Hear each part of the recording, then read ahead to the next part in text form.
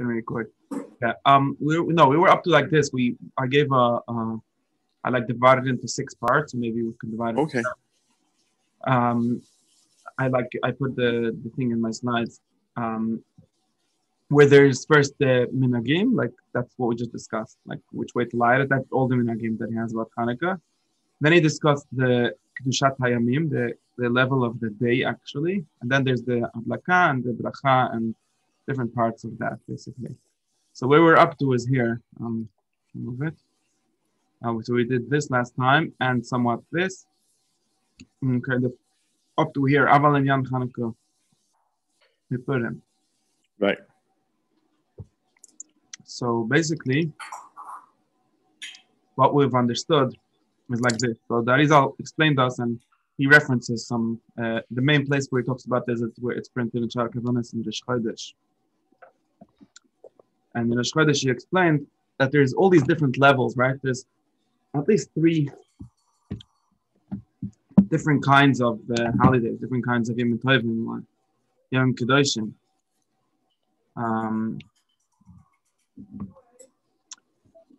There's Shabbos, there's Yom Tov, and then there's weekday holidays. Basically, we could kind of divide into 3 categories: Shabbos, Yom Tov, and of course there's a bunch of different Yom Tovim. There's also a bunch of different Shabbosim that he doesn't kind of have. They're all the same. Right, there's 52 in a year at least, something like that. But anyways, so the Shabbat is Yom Tov, and then there's Rosh Chodesh and Chanuka Purim. So Rosh Chodesh, Chanuka Purim are kind of Yom Tovim where there's still weekday, right? It's still in Masachah, there's still no Isser Malach, and so on. Oh, I'm sorry. You could mute or mute, whatever you want. Now that is all explained basically, and last time I went through, you could unmute yourself if you want. I'm sorry, I didn't. Last time that is all went through, we went through like 7 different ways in which that is all can differentiate between different kinds of days, different kinds of Kedushat Hayamim. In the most basic sense, there are, as we see, what we're going to be discussing here is that there's kind of 3 things that are important. One is what he calls the aliyot, or the levels of moichin. They're also the level of aliyat halamot, which is not exactly the same thing as moichin, but we could kind of combine it. In that aspect, if we think about that category, about that scale, then Shabbos is on the top, because on Shabbos, we arrive at least till Abba V'Imay, and actually by Mincha until Arif. So that's the Keser, so that's the highest level we could more or less get to. So Shabbos is the highest. That's why Shabbos has the most Isser Malacha. We could see Shabbos is the holiest kind of day that really exists, and at least in that sense. In another sense, Yom Tov has something which Shabbos doesn't have, which is that it has Simcha, right?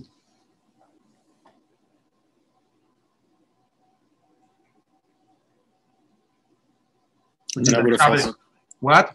Yeah. I would have also thought the mitzvah to serve the Yom Tov, not Shavuot, I guess, but Sukkot, Pesach, They have mitzvahs which are specific to them. Okay, that would be part of the third thing, which is like when we differentiate in Yom Tov.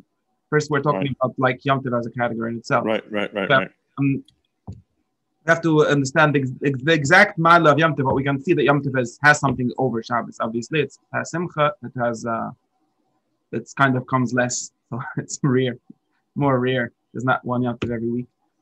So in that sense, there's some mality Yom Tov on Shabbos. Although in the level of Oilemes, we would never arrive to it's that generally we call it only the level of Bina, not the level of Chachma, although that's needs to be specified exactly what it means. But it's a lower level of Moich, definitely not Arich like Shabbos. I mean. But from the thing where Yom Tov is better than Shabbos has at least again a few different ways of talking about them.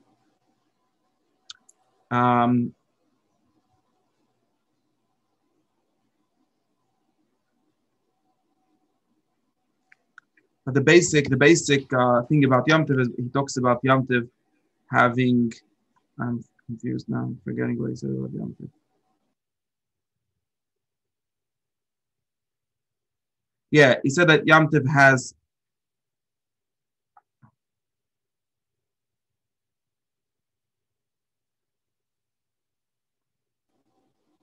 Yeah, nobody really understands what he means, but he says that Yom Tov has the level of moichin that the Zah gets is going to be with less levush. So somehow he has a purer light, a pure, more revealed kind of light than Yom Tov, which is different than Shabbos. So that's why we have Simcha on Yom Tov, which we don't have on Shabbos.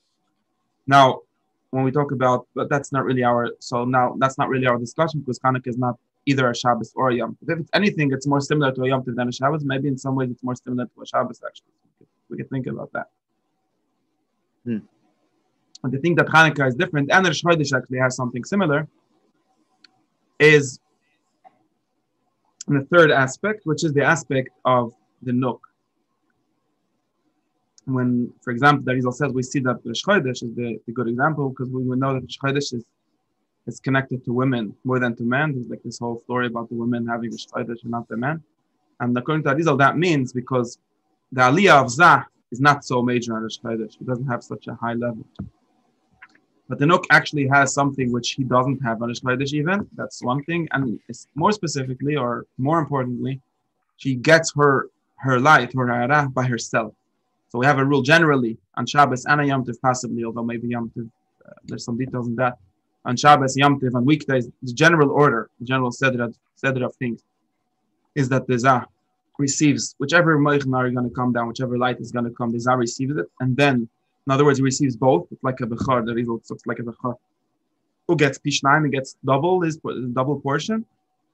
So he takes one for himself, and the other one he gives to the Nuk. So she gets her part, but she doesn't get it independently. She gets it through her husband. And that's called like Leah's Kodesh Soyer. So that means that the husband is the boss. That's what it means. And that's how he understands it. When there's a Chodesh, and as we'll see Chanukah and Purim also, in other words, all the weekday holidays, basically, that's at least in my categorization. The Nuk has something where it receives its hara, its moichin by itself. In other words, for example, if we talk about moichin coming from Abba ve'Imma, actually, the Rizal here talks about it a little differently. He talks about it coming from Netzach and Hoy Zah, which is weird. From inside, there's Abba ve'Imma. If you go back to where he talks about it in other places, we know that all light comes from Ensof, nothing really comes from Zah. What we're talking about when we talk about Netzach and Hoy Zah, we're talking about what's inside that. It goes through that. It goes through the Netzach and Hoy Zah. But what we're talking about really is moichin from Abba ve'Imma, moichin d'Ava, moichin d'Imma, and so on. And generally, in a normal day, including a Shabbos, the Zah will take both and then give it to the Nuk. On the Chodesh and on Chanukah and Purim, the Nuk will take her own by herself independently, and he will take it, and he will take his own independently too. And in that sense, in her perspective at least, there is something greater on Chanukah and Chodesh and Purim than any other Shabbos or Yom Tov. And I'm assuming that that's somewhat the connection in terms of Chanukah and Rosh Chodesh. We're talking about women not doing melacha. Yeah, there's also something for women not to do melacha when we light the Chanukah, right? The Chanukah candles, right? Yeah, and on Rosh Chodesh too. So that seems like a parallel. There's also another connection where actually Chanukah is weird in that I always think about this, that Shabbos lights. So the Shabbos also has candles, which the women light generally. On Chanukah they don't. I mean, at least generally it's the man that's lighting the Chanukah candles. So in some sense, it's like, I don't know, the remes could be like that the women's part gets more important. Like it's the lighting the candles, which is kind of just the lighting the candle, and now it becomes like this whole big thing. Like it's and sadly she doesn't do it anymore. Right. But maybe she should. But that seems to be like something what's going on also about Chanukah and women. So let me read how he says it, and maybe we'll try to also like understand it and move on from that to other things. Okay. So basically what he said before was, I think we read this, each one has the Sefes Kedusha Alei Echad. The Chanukah Purim also have the Sefes Kedusha. This is actually a big Kiddush of days, if you think about it. In other words, not everyone, it's not necessary to think of Chanukah and Purim as a Yom Tov. You could think of them, if you want, as just a day which has some mitzvahs or some, even celebration, like Hallel, like thanks and things like that. But we might say that since it's the Rabbanon, since it's not biblical, or for whatever reason, we could say that the day doesn't have any holiness in the sense of the day. Like there's no Yom Chanukah. There's just things to do on Chanukah and so on, but there's not a Kedushas HaYom. Like we talk about Yom Tov, it literally means a good day, right? Which in deeper language would mean a day which in its own thing has something going for it. And that is actually quotes the Zohar later. I remember where later he quotes the Zohar, which actually, when he organized all the Yom Tovim, he actually included Chanukah and Purim, and he said that they're also, in other words, the Zohar said a whole medrash that it says, I have to remember what it is. It says, Ele Madhei Hashem. I'm going to quote it in a second. Yeah, it's that pasuk, and the Zohar says, Ele Madhei Hashem. So Madhei Hashem, Madhei Havaya is the three ones that Hashem made. Then there's another three that says Moadei Elehem Moadai. Something. There's some. I don't have the whole pasuk here again. Ele Moadei Hashem Nikra Kodesh Shtikra Otam B'Adam Elehem Moadai. Can that's the pasuk. Something like that. That's in Parshas Emor, right? Don't ask me. I just know the part that's in Kiddush. Yeah, but in Kiddush we skip to the word in the end. We say Vaydaber Moshe. Yeah, so that's the pasuk. That was nice. Me'adei Hashem Ashtikra Otam Me'adei Havaya Elehem Moadai. And the Zohar tries to like be Dorish the double language where there's Me'adei Hashem and there's Elehem Moadai. So it said Me'adei Havaya Nikra Kodesh. That's three Me'adei Midiraisa. And then Elehem Moadai is teaching us that there's another three Me'adim, which are Moadai, but they're not Mikra Kodesh, because Mikra Kodesh means that you're not allowed to do Melacha. But these other three, and he calls them, actually says Rosh Hashanah, Chanukah, and Purim. I don't know why Rosh Hashanah is actually counted, is actually here. In our language, maybe we should say Rosh Chodesh, Chanukah. Oh, I was thinking Rosh Chodesh would be it. Yeah, that would be better. Rosh Hashanah is actually in that parsha, so I don't know. But to him, it's Rosh Hashanah because in his. So this goes back to like this big discussion on how to actually organize the Me'adim, because generally the Pesach, Shavuos, and Sukkot are kind of easy because it's Chesed, Gvura, Tiferes. So generally we talk about Pesach, Chesed, Sukkot, Gvura, and Chanukah, and Shavuos, Tiferes. Now what do we do with the rest? So basically there's another, how do we count? There's another bunch of things that we don't have in that order. So there's Shana and Kippur, which are another two, which are Deraisa. And then there's Chanukah, Purim, maybe some more that we could think of.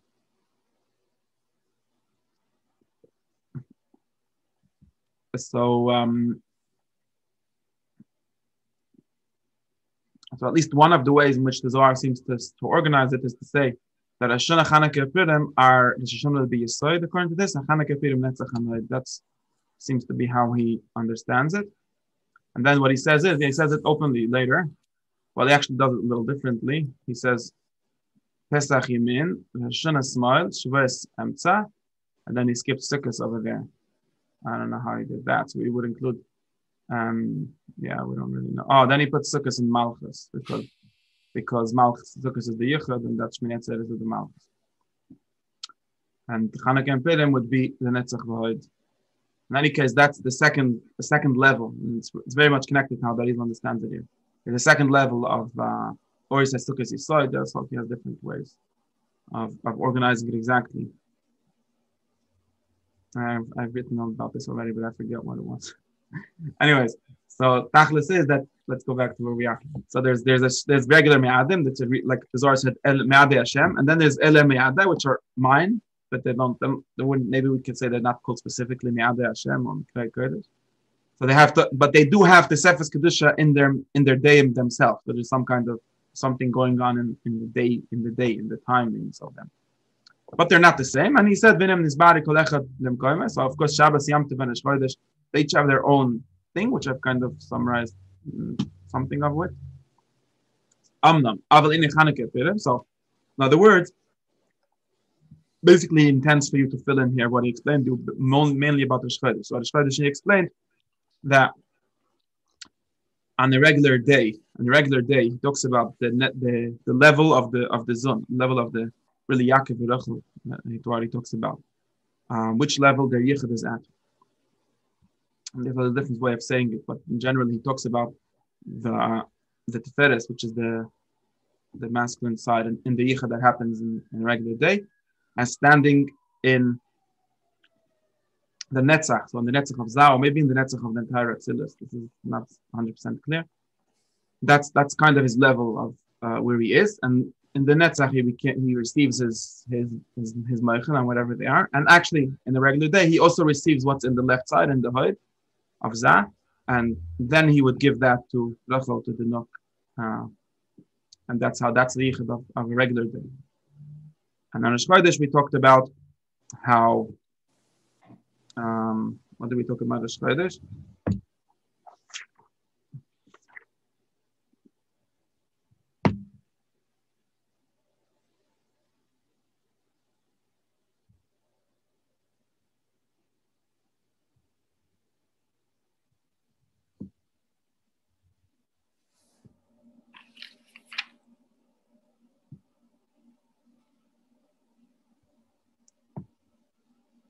Yeah, so on the Chodesh he said that they both I'm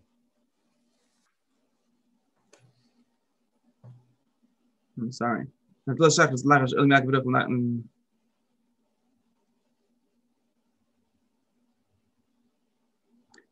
Chodesh they both of the others come from the right side, from the Netzach of the Zah, but she takes it herself. So the Nuk, the Rachel takes it herself.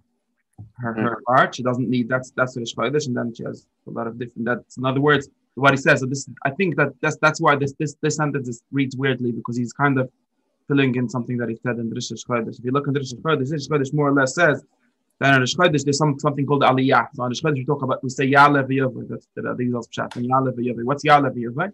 Ya'alev Yaveh means that the Zon, the Yaakov and Rachel, have an elevation. They're going up. Where are they going up to? So generally they're in Netzach and in Hod. So he's in Netzach and she's in Hod. And the Shvadis, they go up. They both go to Netzach. In other words, both of the Abba and both of the Imma, they're both going to come out of Netzach. And not only that, but the Nuk is going to take it by herself. She's not going to wait for her husband to take it first. She's going to take it by herself. That's what he says about the Shchodesh. So the Shchodesh is kind of everyone going up. So if you think about Netzach as being higher, which is how he thinks about it here, right? Because Netzach is before Hod. So we think about the Ya'alev here, but there's an Aliyah that we're going up to Netzach, and over there we're receiving what we need, and it could be that then we'll still stand in Hod, but we're receiving it from Netzach. So that's the Aliyah of the Shchodesh. That's what we say Ya'alev Yaveh in the Shchodesh, and so on. Aval in Chanuka, which is the other side of the the weekday kind of Tovim is Boifin Achak Yavayu, meaning Yaakov and Rachel. That's I wrote that parentheses, but that's definitely what he means. In and Bahoid. So in other words, just like on the Chodesh, we could say Tavayu is Benetzach. They're both Benetzach, and she will take it herself, which is going to explain here. But on Chanukah and Purim, they're both in Hoid. That's how he explains it. So Chanukah and Purim in this sense are both the same. So he seems the same. Hold on.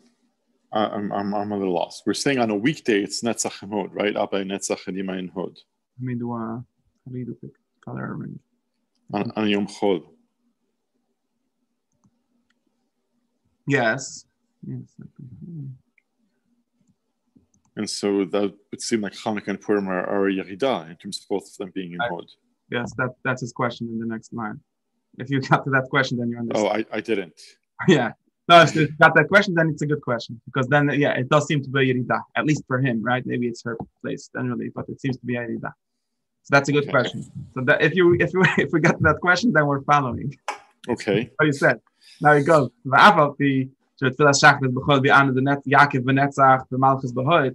in Shachris, we talked about the regular Shachris. Well, because the regular Mincha is slightly different. So this is the regular Shachris kind of way of thinking. Because Mincha we talk about Leah and Mariv and so on. But in general, this is Shachris. So we talked about Yaakov Benetzach Malchus B'Hoid. According to this, so even a regular weekday would be better than Chanukah. So it seems like they're just getting worse, right? And as I understand, we're both going to Netzach, so that's going up. Weekday is kind of in the middle. And Chanukah Purim is saying like they're going down. So that's kind of, it sounds like that Chanukah Purim are even worse, less Kodesh than a regular day. And that it says, the Avala Indian, how derech Shabbat with Rosh Chodesh b'nai Yom Tov. So the answer is what I explained about Yom Tov, just like I explained about Yom Tov, really, mostly about Rosh Chodesh, but also about Yom Tov. In other words, this point is the same Rosh Chodesh and Yom Tov. That's what he said over there. Chanuka v'yesh la'az t'sefes kedushash l'visha az mekabele soresel de'atzma shlel de'bala. He says that although, that's what he said in that Tiddush, although, if you think about the level, right, if you think about the height, so there's two different aspects that you have to keep in your mind. If you talk about how high you are, so yes, you're right. For example, Shabbos is higher than Yom Tov. Shabbos is higher than Yom Tov, and Chanukah and Purim are even lower than a weekday. Yes, that's true. He doesn't even try to negate that. That's true. But you have to think about a different aspect, which is, we could call it independence. This doesn't really mean independence, but we'll get to that. We could talk about how the more correct definition would be, how many steps does the order need to go through until it gets to you? Because dependence is kind of overrated. That's not really what I'm talking about. When we're talking about this, how many steps does every time there's another step, which in that is of understanding is always a causal step, right? The step is not just like, it's not only in space, there's no space anyway. Talking about it being like it changes somehow. Every time it goes down another level, you're getting it into with another pshat, basically, right? With another vish, another person's interpretation, another sphere, right? It's being interpreted again. It's being like kind of this, it's like a game of telephone somewhat. It gets another. And therefore, anytime that the Nuk is receiving only through her husband, only through Yaakov, there's a problem in that. In other words, of course, that's how there's some correctness in that, because that's what we call a yichud. And generally, what we call a yichud generally is talking about, like the Rizal says, the husband is supposed to be the master of the house. That's how life is supposed to work according to him. But there's still a problem with that. In other words, at least from the way it looks to her, that means that she never gets the light source. She's always getting secondhand light. Right. Which is actually what connects her to him, because she needs him. So there's a neediness, but that's what it is. But when it's Yom Tov, and that's really one of the reasons why Yom Tov is more exciting than Shabbos, is because we're kind of skipping that whole level, that whole you call it like interpretation or right. Pasha or stage. I have a good parable in my mind. Which is? So one is, if we're talking about Netzach, even though, let's just say Netzach is like, if you can access Netzach directly, that's like knowing the king. If you know somebody who knows the king, then that's the idea of having to go through. That's the idea of having to go through Nook and then to get to it. Yeah, but another level would be, so you don't know the king, but you know the minister that you need for this department directly. And in some ways, that's better than knowing somebody who knows the king. Again? Sorry. If you know what? If you know him directly? If you have a personal relationship with a viceroy, it might still be better than just knowing somebody who knows the king. Okay, right. You see what I mean? Yeah, so what's the nimshal? I'm kind of getting that So the nimshal is not for, if you can go straight to the source, even though it's at a lower level, even though it's Nook is at Hod, even though they're both at Hod, and right, it's at a lower level, you can go straight. Right. We have to get around. I understand you're trying to. You have direct access to it. We have to think of right. We have to get around. Right. We have to think about that. Right. As opposed to going higher, but having to go through another intermediary together. I'm not. You jumped a step for me, because I need to first. So let's try to slow down a second. So we understand. So that's the first thing. So right. So in other words, the question is why you have to go even lower for that, right? If you talk about Yom Tov, for example, we talk about Yom Tov is not as high level as Shabbos, but it has a different mila, which is that it's more direct, right? There's less steps in it, which is a great thing, and therefore, although you didn't get to where you get on Shabbos, which really is better, but you got there in a more direct way. Whatever that would be like the basic way of thinking about the difference between Yom Tov and Shabbos would be, if you want to translate it to like an avodah kind of thing, you would say it's about Yegia Kapecha Kesecha, right? Leutz Adam bekav sheloi. There's the right language from the Leutz Adam bekav sheloi mi tisha kav mishaveri. People are more happy with their own one little thing than with 10 of that you need to get from someone else, right? It's like right, it's right, yeah, that kind of language. So in other words, so yes, you have less, but it's mine. Whatever I have is mine, and that's why Yom Tov I'm more happy. But Tachani, we could talk about that as being a more yeshistic way of thinking. There's something where you're worried about if it's yours. In other words, if you could feel ownership over it, if you could like say it's mine, which is interesting because that's kind of the side of the world which is what the world being a world is all about, right? It's about humans having if you think about it from the other perspective, you think about it in a Shabbatic way where you're not really worried about yourself, you're not really worried, you're more happy to have the truth and not it be your truth because it's more true. That's like a Shabbatic way of thinking about the Avodas Hashem. Like there's a big difference between Shabbos and Yom Tov in that sense, and they both have something going for them. It's not that right. We could kind of see how they're both worth thinking about. Like you could talk about should I go to should I go to a bigger Rebbe where I technically will have a bigger like level, but I won't really understand it. That's one way of talking about. Or I just go to my friends, where we understand each other, and whatever little I do understand, at least I understand it. That would be more of a difference between me and market. Right. Yeah. Similar. So yeah, pretty much the same idea. Yeah. Now, that's generally that would be the only difference in Shabbos and Yom Tov. But the interesting thing here that is even something even worse than that, which we have to think of. So there's difference between Chanuka and a regular Yom Tov. Chanuka is not only a Yom Tov, but there's something like it talks about the Chodesh, but actually more about Chanuka specifically, and I guess Purim also, which is that let me finish reading, which is that because I'm in the third paragraph, I guess. So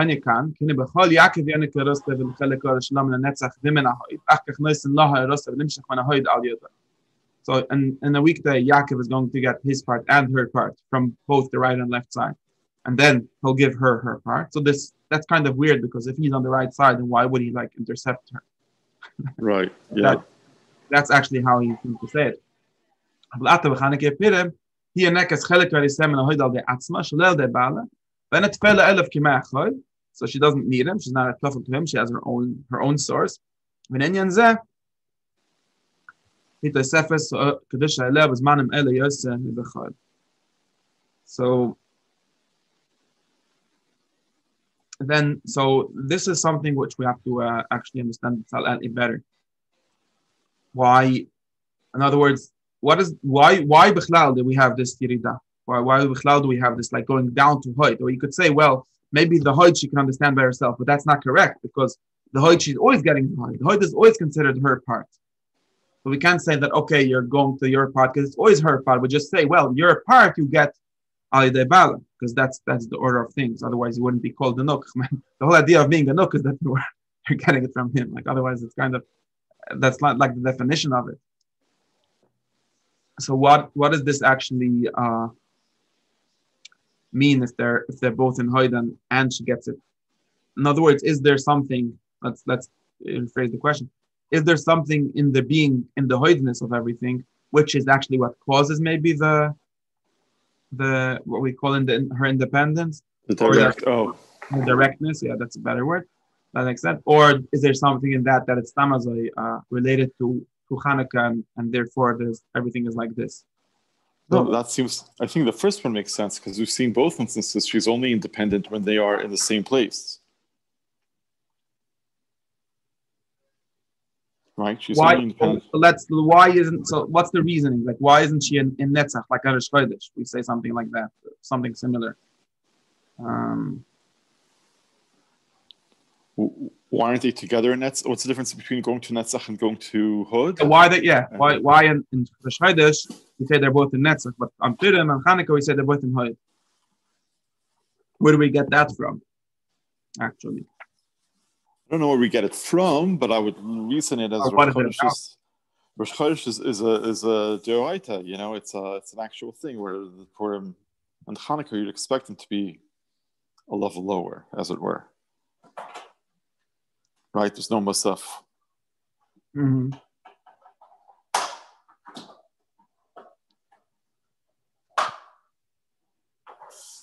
So what seems, at least there's definitely a connection to this, and we have to discover exactly how. What seems to me is that this has to do somewhat with the third part. In other words, he's kind of jumping between different scales of things, which we have to keep in mind. In other words, there's one scale which is talking about, like we said, the difference between Yom Tov and Shabbos, or we could talk about the difference between Yom Tov, including so we take the Chodesh Chanukah and Purim are Yom Tovim. They're not mini Shabbos. They're Yom Tov, right? They have some kind of aliyah. Maybe we could think about what kind of aliyah. The Chodesh definitely has some kind of aliyah. Chanukah and Purim, he doesn't speak of any aliyah over here, at least, so we don't really know. But maybe there is some. But that's one aspect in which they're definitely not so interesting. The aspect in which Yom Tov and Chanukah and Purim are interesting are the aspect in which she mekabel sal de'atzma. Now, of course, that itself we should try to understand somewhat better. What do we gain out of being more direct? What do we gain out of going through less steps? Of course, it's obvious. But maybe that's one thing. And the second, now there's a third scale actually. I don't know about it. Maybe it's not a third scale, but there's a third a difference. There's the third order, which is the order of the Yom Tovim in themselves being different from each other, right? So we learn, and we discussed this also in the place he referenced in the Drusha of Chodesh. We learn about Pesach being on the right and Rosh Hashanah on the left, and so on. The Arizal actually over here is going that Pesach on the right, Rosh Hashanah is on the left, Sukkot is in the middle.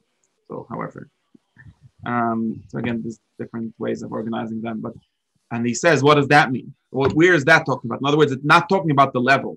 That's how he understands it. Because we could say both Rosh Hashanah and Yom Kippur, forget about Yom Kippur, and Pesach and Sukkot have both the same level. They're both Yom Tovim. So in the sense of how high you are, or we could even say, and they also both have this thing of the Nook being on her own. So they all have this kind of thing that Shabbos doesn't have, but they all have that. So what is the difference between them and themselves? And we have the Zohar's idea of the Yom Tovim being divided according to the different spheres, and Pesach being Chesed and so on. But that can't mean that on Rosh Hashanah we're on as high as Chesed, and on Chanukah we're only at Netzach or something like that. That's not really what it means, because we know that we're always at the same height, or in Binah, or however you understand Yom Tovim. So therefore, the Arizal explains that what it means is, so he has a teretz to that question. What he explains is that what it means is that when we talk about Chanukah being on the right, Pesach, for example, being on the right side, what we mean is that everything that happens on Pesach comes through the right side. Well, we could talk about the Kavanos, or maybe even the Chesed, but that's just depending on which level you're up to. But wherever you are, everything you're going to do is going to be through the right side. So in other words, we talked last week, we called it like which elevator you go up on. So you can go, we need to go onto every floor. And of course, there's a limit. If it would be Shabbos, you can go to a higher floor maybe than in Yom Tov and so on. But there's a bunch of different elevators which take you there. Or another way of saying it, if you think on the Lamata kind of way, there's a bunch of different sides and where to get it from. And what happens at Rosh Hashanah when we say Rosh Hashanah is Gevurah, for example, what we mean to say by Rosh Hashanah being Gevurah is that Rosh Hashanah doesn't mean that we're only in Gevurah. We have to go to Chachma, to Binah, to Chesed, to all of them. But what we mean is that we're using the Gevurah elevator. What we mean is that everything you're going to get is going to come through that side. And over there, whatever's going to happen, the Nook taking yourself, or the Nook taking from the Zah, whatever is happening in the medium of the Gevurah. And the same thing when we talk about Pesach being Chesed and so on. So therefore, the same thing if we talk about, it seems that if we talk about Chanukah and Purim being Netzach, which seems to be not only, in other words, that there's two meanings to that. We have to remember that there's two meanings to that. So there's one meaning to that where maybe it's also on that level in some sense. and we have to understand which Netzach level that would mean. Maybe there's such a meaning to that, but the main meaning, right? And there's another meaning to that, second meaning to that, which is in the Arizal system, which is both being in Hoyd. So, for example, if you say Chanuka and Hoyd, I would say, okay, so both being are in Hoyd. But there's actually a third meaning, which might be what he actually means in the second meaning. And the third meaning is that Chanuka, everything that happens in the medium of Hoyd. And maybe on Purim it would be all in Netzach, which is actually, I'm not sure if it's something that he explicitly says, but that might be true for Purim. Where'd you get that last part? I mean, I'm seeing him grouping Hanukkah and Purim together. Yeah, over here he definitely put them together. But if you think about this aspect, they actually shouldn't be together, because if you think about organizing the Tovim on the order of the Sfiras, then you would generally say, and this is generally what Arizal says. He says it at the Fetish in the Drish of the Shvedish, I think. He says he calls Chanuka the left, the Hoyd, and Purim the Netzach. So in other words, they would be separated in that sense. So in other words, when we say that Chanuka is Hoyd, what we might mean is not specifically that it's only in the Hoyd. What we mean is that everything would work through the Hoyd. Interesting that he puts Purim above Chanuka in that analysis. Or before. That makes sense in many ways, because one, that actually happened before. There's something with Purim. Right. Yeah. Oh, yeah. Actually, you're right. It's like more there. It's like it actually somewhat is in some sense is above it, right? It's like Divrei Kabbalah. It's actually in the Tanakh. Right. It's line in the Tanakh, so it actually makes sense. I see that. There are some reasons to make it the opposite. It's not doesn't necessarily have to be like that. But it seems like he generally thinks of it that way. Now, at least if we connect what he's talking about here to that, then we could explain that on Chanuka. But he definitely says Purim also over here. But maybe we could say that Purim would be the same thing happening on the Netzach, although it's very similar to the Shveider. So that maybe that's not a good idea. Maybe we should keep Chanuka and Purim in the same story over here. And anyways, this is the big idea, at least one of Arizal's big ideas about Chanuka and Purim being not specifically elevated, but specifically direct, have some kind of directness that we don't have in any other time, really. Of course, it's true that every Yom Tov has that. So, in that sense, it wouldn't be very different than any other Yom Tov. But any other Yom Tov would have its own aliyot and its own kind of levels, but this one would be the Hoyd one. So that's what it seems to be saying.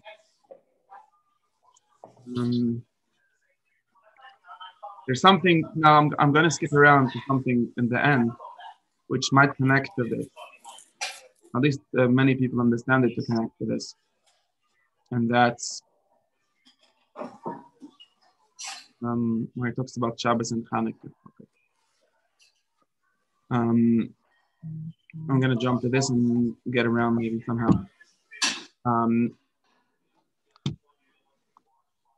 It's in more or less almost in the end of the whole thing. It's actually not end, like the last. Yeah, I got last paragraph. Got it. Basically, after we set up the Kedushas Hayom, in other words, theoretically, everything that we do in Chanukah would be in that level, at least if you understand it in my way, which is that's the Hoyd, the general Hoyd of Chanukah being related to Hoyd. And then everything that we do on Chanukah, in other words, we do Hadlakas Nairas, and we do obviously Halul Vayda, which actually matches very well because we know that, for example, we know that the Brichas Moedim is definitely connected to the Hoyd. That would be actually maybe the strongest connection here, because we have generally that is all, and the Zohar understand. The last three brachas of Shemoneh Esrei is Kirstani Kunetzach Hoyd Yesod. That was his chat. Let's say the Bechav Avodah is connected to Netzach, and that's what he said. That's why in Chodesh we say Ya'alev Yav. Where do we say it? We say it by Letzai, because Letzai is the Netzach. So that's where the Aliyah of the Chodesh. Actually, every Yom Tov we say it there also. So that actually is a right. Proves a little too much. Yeah. but we could try to make that work maybe. But at least the Shchodesh is. In other words, we could say it like this: the Shchodesh belongs to is. If we think of Shemon Esrei, then the Shchodesh would be Riches say. Well, Yom Tovim have their own Bracha Tzayit, so the whole they take over the whole thing. But now, if we're thinking of the weekday holidays, then you have the Shchodesh, which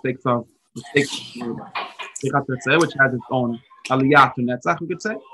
Then we have Chanukah and Purim, which take Hod, right? On the Moedim, that's where we have the Safabat Tefillah of Chanukah and Purim, which means that if you think of what kind of achievement there is for Chanukah, Tosefet, isn't it? I'm sorry if there's, yeah.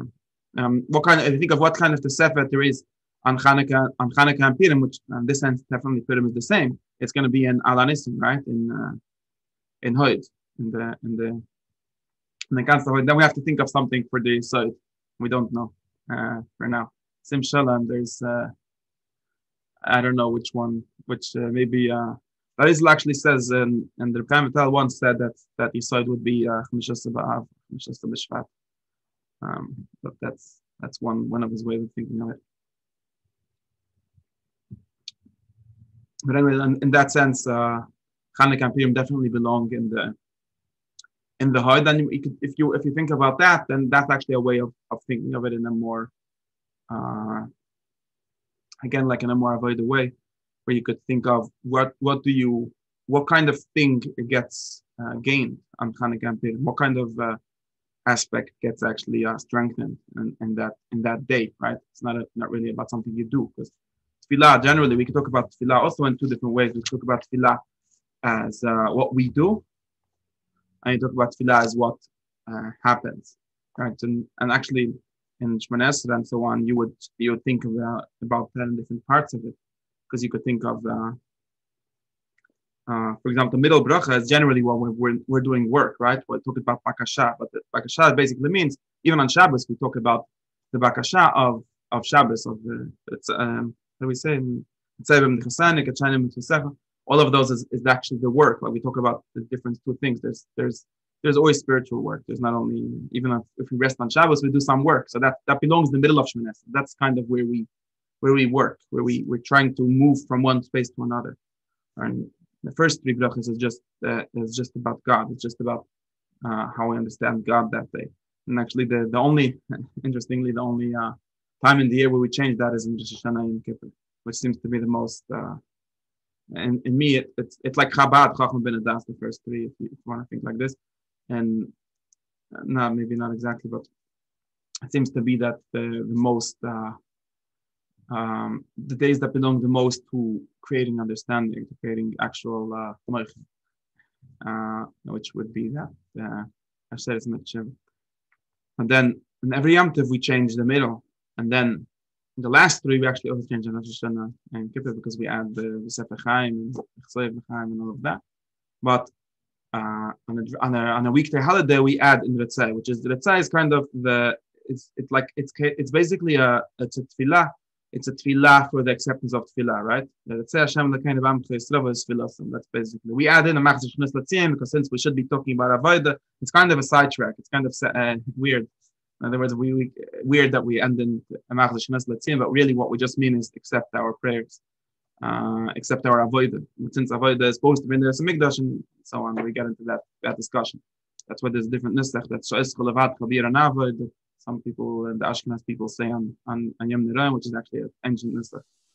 One could then ask, what's the difference between Shema Kuleinu and let's say? No, Shema Kuleinu is literally just being misspelled. Shema Kuleinu is a catch-all prayer. Not really. It finishes Shema Tefillah, but really what it means is I'm praying, so please answer my prayers. It's not about accepting my prayers. It's a different thing. It's just we have like this list of tefillahs, das, slicha, whatever, all of the things that we pray for, and then we made a catch-all one, like anything else. But it's still like part. If you think about a carbon, for example, it's still part of bringing the carbon. Then there's another bracha, which is ala avodah, like accept it, or actually, if you think about Kabbalah language, actually let the yichud of that we were doing actually happen, right? Let it actually happen. And that acceptance is, I think, where Yom Tov generally, but again, we think about weekday Yom Tov here because that's where that would be noticeable in that way. we talk about that's what Rosh Chodesh is about. Like it's not so much about something that you're doing. I don't think we do much on Rosh Chodesh, but it's more about, okay, so now we kind of like when, like in there's like Machnisa Rachman, like there's some angels that push your tefillas up. That's an image, right?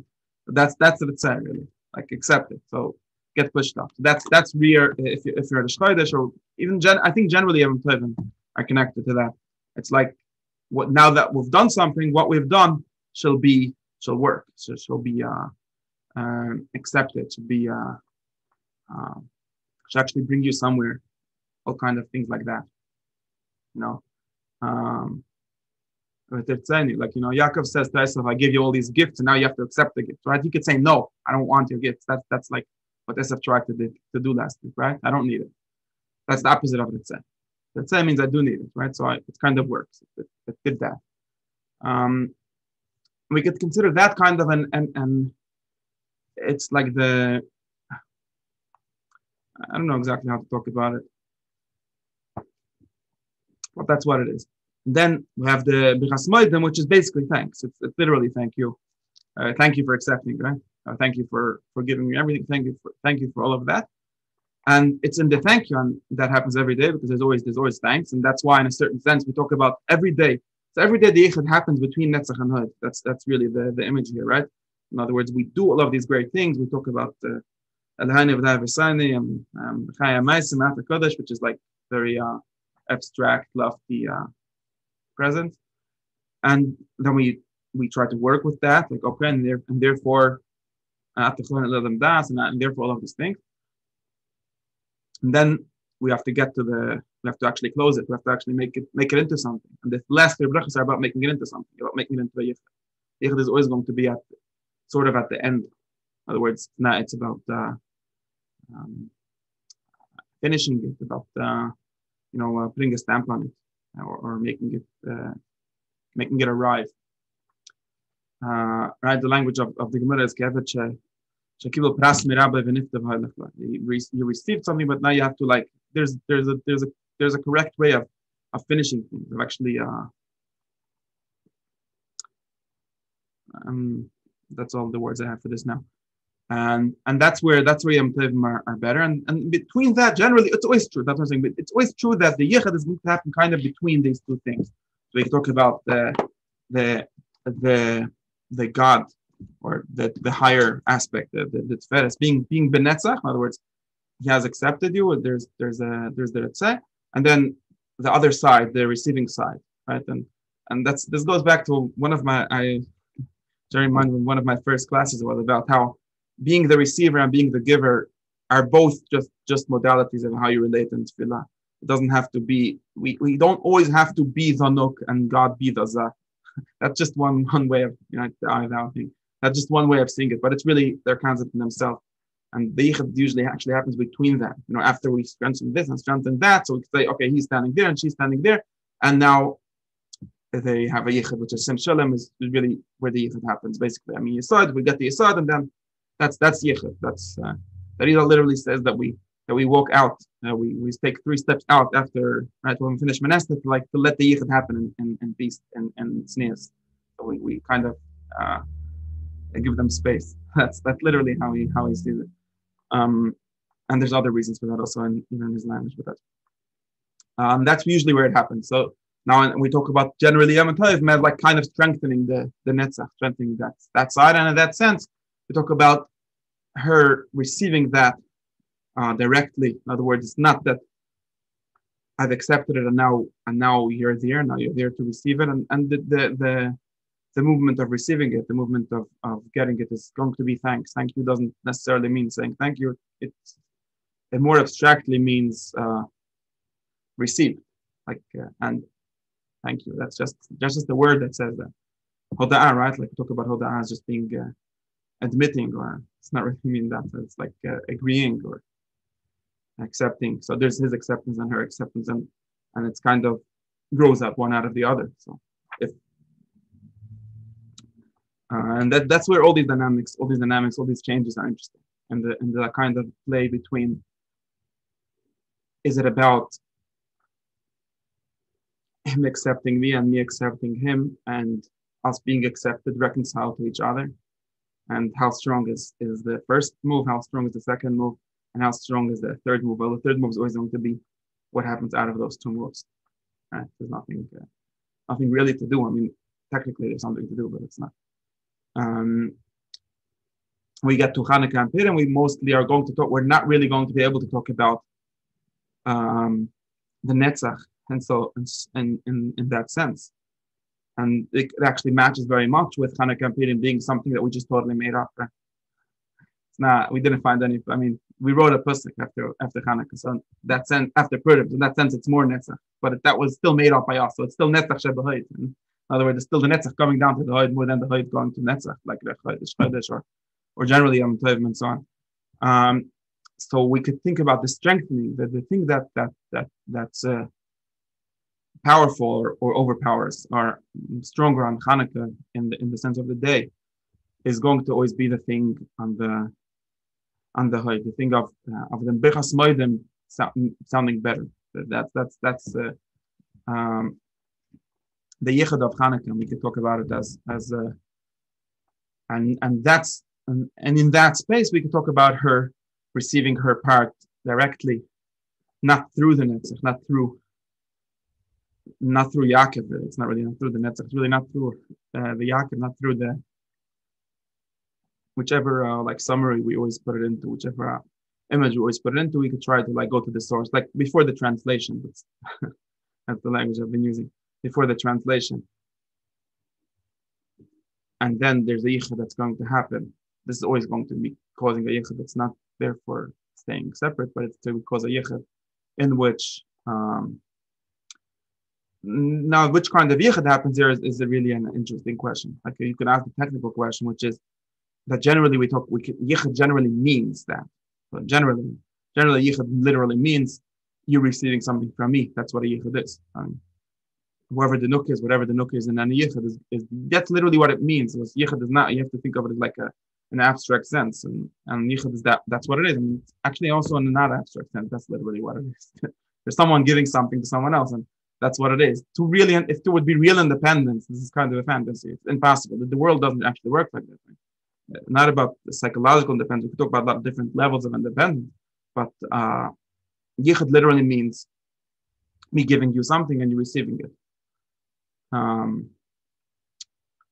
So if it would be totally true that you could receive it from wherever I received it, that wouldn't be anything. That would not be interesting at all.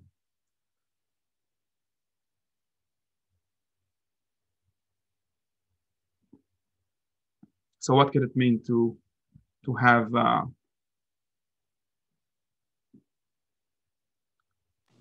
to both receive it directly? Yeah, so it must mean in a non-separated way, right? I could give theories about this in a theoretical, in a just talking way. I can't really give a theory in a technical sense, in the precise technical sense right now. Daniel does have language where he tries to figure out this question. Specifically in Shamiyat Hayrach, where he talks about the Levana becoming smaller, and then we want her to become, we want the moon to be as great as the sun, but we still want them to have some kind of yichud, and we actually talk about the greatest yichud being them both. We call that Shnei Mishtamshim B'Keser Echad. So, as you said, we can't be Mishtamshim B'Keser Echad, but we do want to be Mishtamshim B'Keser Echad, eventually, when we get to the real yichud. And this seems to be something similar to that. Talks about the Shchodesh, he talks about that openly. But this seems to be something. Maybe saying that kind of puts something in my mind. Maybe the idea is that, we generally relate to yichud as one giving and one receiving. Perhaps the higher level or the potential ultimate yichud is not one giving and one receiving, but the complete dissolution of the separateness between the two, and so that the giving and the receiving is done at the same time. Yeah, that might make any sense. Might be closer. Yeah, I don't know. I don't have language for this. No. Just because what you said before, if we're thinking in terms of the messianic goal and all that. Yeah, the way he generally thinks of it is something like them both having the same source, which is always true. So in other words, there's somebody evident in the whole idea of her receiving from him, because they need to be both receiving from Imma or from wherever the source is. And the fact that there's like there's like an extra step for some reason. In other words, this step he seems to see as the step where she needs to go through him. The Ruchel needs to go through Yaakov, right? To use his language, he seems to see that as somewhat extra. That's a step that doesn't really need to be there. And it could be that actually, because in a certain sense we don't really. I don't know if this would be correct. We have to think about the whole concept of yichud if it's really only with the Eved. That's a real question, right? Because in a certain sense, if we talk about yichud as being, in Darila's language, fixing what is broken, be metaken the shviras hakelim, which leads to all of this and so on. Okay, so what is the unbroken way of thinking, right? And he seems to actually say many times in we talk about in Olam HaKiddim at different places that in what is the lechatchila, right? How would the world have looked without all of these problems? Or another way of asking it, how would it look? Ramak asked this question, and when he talks about the spheres, and he said you can't say that the point of them is this whole bechira and all of that, because what are you going to do when Mashiach comes? Like, are we going to change? Are we going to just cancel that? Are you going to cancel Chanukah when Mashiach comes, or everything? Because everything is just about fixing something that is broken in some sense, or being mashlim some chisaron. The immediate imagery that comes to mind is kind of the first yichud, right? The idea of man and woman being created as one, being split, and then yichud being an idea of being basar echad, but it's kivyachol basar echad during yichud. And the idea again is to completely do away with it to the point where two individuals do not see any differences between each other. Yeah. Well, let's not talk about the individuals. I'm talking about the spirits now, because individuals are in a certain sense already. The fact that there are individuals is ready because of all of this. So we have to think about the world before there were individuals. Right. But that's exactly what I'm saying. Before Adam and Chava were split into two. Right, but before that wasn't either the best. So in other words, we have to think about. Not literally for before the Nasiru, because that isn't considered the correct stage, and that is we could think about what we could think about is somehow, for example, in his language, like zon being like Ava Ve'ima. In other words, they both which have the same kind of structure where they're both receiving from Keseh, from Arich, but they don't seem to have really this conflict generally. There's a yichud Ava Ve'ima, of course. But since they don't seem to be considered lower one from each other ever, so this whole drama of her needing to, the Shechina needing to get out of Olam HaBriya and grow to be as high as the Zah and all of that doesn't exist in Imma, right? But they do have a source, and they do have some kind of difference, right? They're not the same thing.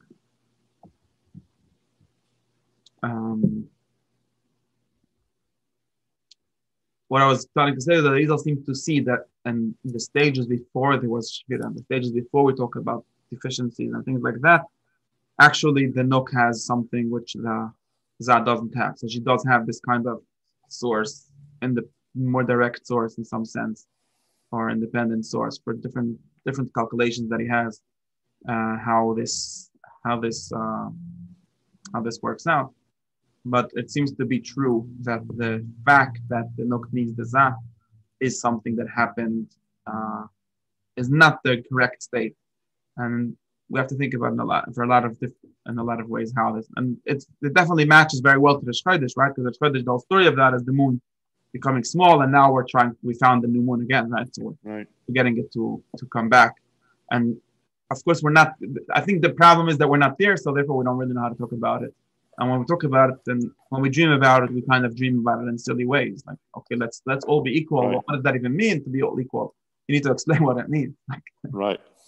At least, like, give me a technical definition. Give me a biological explanation of what that would mean. Like, what's like, Right. I think that, you could look psychologically. It's kind of easy. Okay, let's not be needy. I could give you a very easy psychological, level definition. Right? We don't two people that have which would be true, right? If you talk about two people having a relationship not based on need but based on want, that's the basic modern understanding, right? Let's stop being based. I don't need you.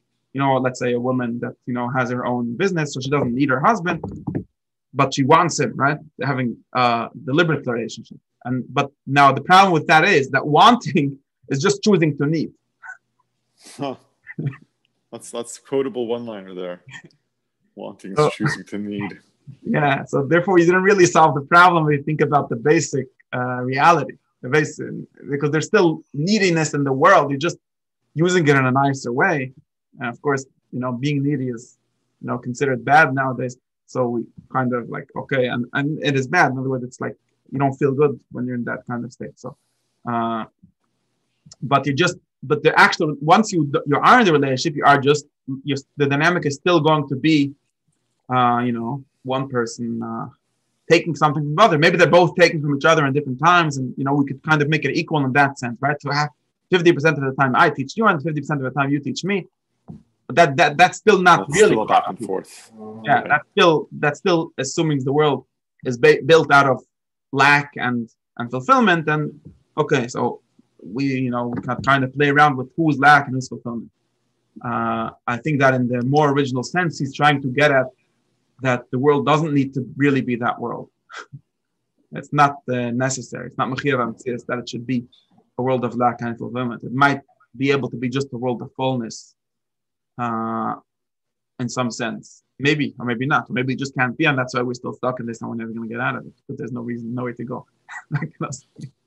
Right. But the point is that nowadays, if you understand that we're not there yet, which is true, which is also why I'm kind of not happy right now with talking about all kinds of fantasies like utopian, because it's great if it helps me define something, but I want to understand.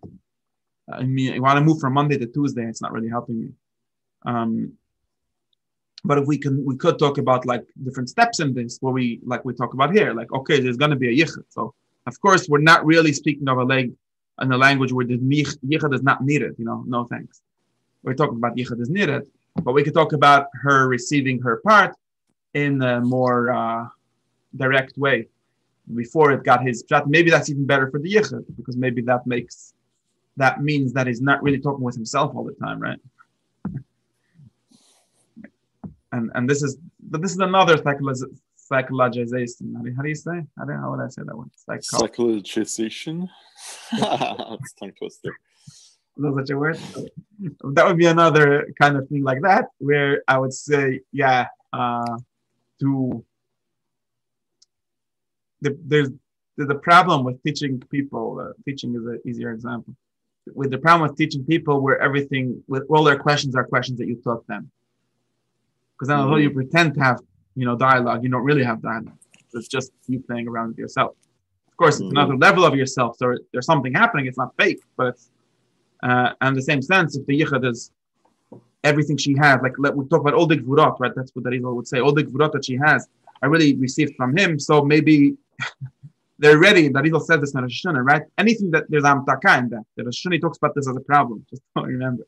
In Rosh Hashanah, he talks about the fact that she receives gviras from Imma directly and not from him as a problem. And he talks about the shofar and all of those as coming to rectify that problem. So there's a problem with that.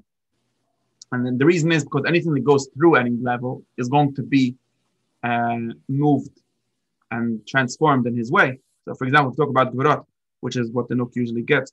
If we talk about gvurot coming directly from him, they're going to be stronger generally.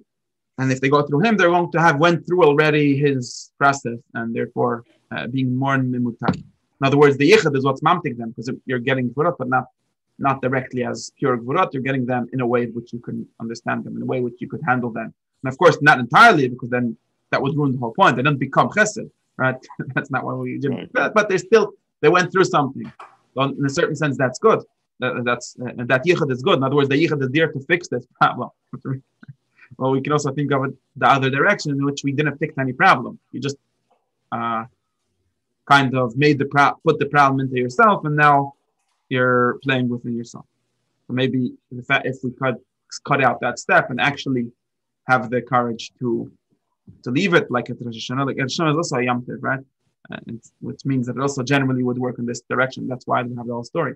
But if you actually can work with her having her own light and then having a yichud, maybe that would actually be a better tikkun. In other words, not only we don't have to talk about a world which doesn't need tikkun, we can talk about it being a better tikkun because it works with the bigger problems, with the problems before they were how do you say, before they were like sugar coated or right.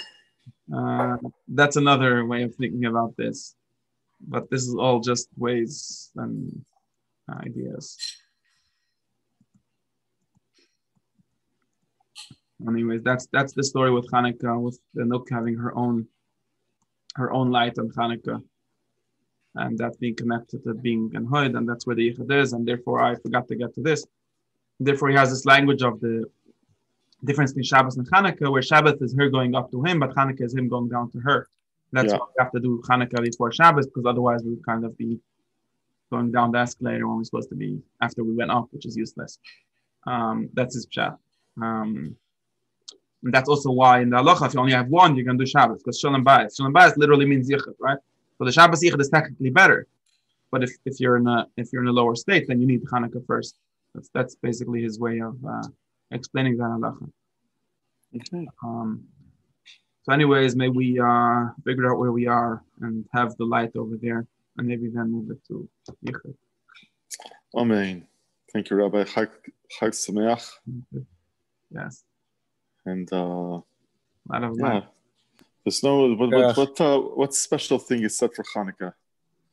No, there isn't. No. I'm saying, what greeting is there? A special greeting? In Yiddish.